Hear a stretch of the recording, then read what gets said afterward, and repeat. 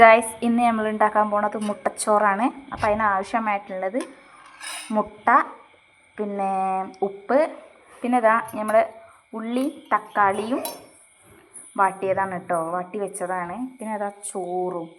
ഇത്ര സാധനമാണ് അതിനാവശ്യമായിട്ടുള്ളത്. കുറച്ച് ഓയിലും, ഉള്ളിയും തക്കാളി മാറ്റാനും വേണ്ടിയിട്ട് കുറച്ച് ഓയിലും. അപ്പോൾ ഇതാ മുട്ട ഇങ്ങനെ റെഡിയാക്കി വെച്ചിട്ടുണ്ട്. ഇത് കാണിച്ചു തരാം കേട്ടോ. ഗൈസ് ഇതാ ചട്ടി ചൂടായിട്ടുണ്ട്. അപ്പോൾ ഈ മുട്ട ഒന്ന് നമുക്ക് ഉപ്പേരി പോലെ ആക്കണം കേട്ടോ. ഗൈസ് നമ്മൾ ഉപ്പേരി ആയിട്ടുണ്ട്. ഇനി ഇതിലേക്ക് ഈ ഉള്ളിയും തക്കാളിയും വാട്ടിയത് കേട്ടോ, വാട്ടിയത് ഇട്ടിട്ട് അത് നന്നായി മിക്സാക്കുക. ഗൈസ് നന്നായി വന്നിട്ടുണ്ട് കേട്ടോ. ഈ മുട്ടയും ഉള്ളിയും തക്കാളിയൊക്കെ ഒന്ന് സെറ്റായി വന്നിട്ടുണ്ട്. ഇനി ഈ സെറ്റായേക്കാണ് നമ്മൾ മെയിൻ ഐറ്റം ചോറിടുന്നത്. പിന്നെ ഇതിക്ക് ഞാൻ ഇച്ചിരി കുരുമുളക് പൊടിയും മഞ്ഞൾപ്പൊടിയും ഇട്ടിട്ടുണ്ട്, കാരണം ഇച്ചിരി എരിവ് ഉണ്ടാവാനും പിന്നെ ആ മഞ്ഞ കളർ കിട്ടാൻ വേണ്ടിയിട്ട് കേട്ടോ ഗൈസ് ഇട്ടത്.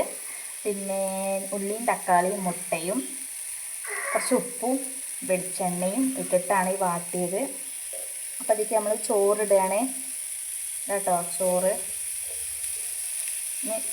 ഇട്ടിടുകയാണ് ഗൈസ്. ചോറിട്ടിട്ടുണ്ട്. ഇനി ഇത് നന്നായിട്ട് കൂട്ടി യോജിപ്പിക്കുക. ഇത് നമ്മൾ ഈ ചെറിയ കുട്ടികൾ ഈ ഫുഡ് കഴിക്കാനൊക്കെ മടിയുള്ള കുട്ടികളുണ്ടാവും.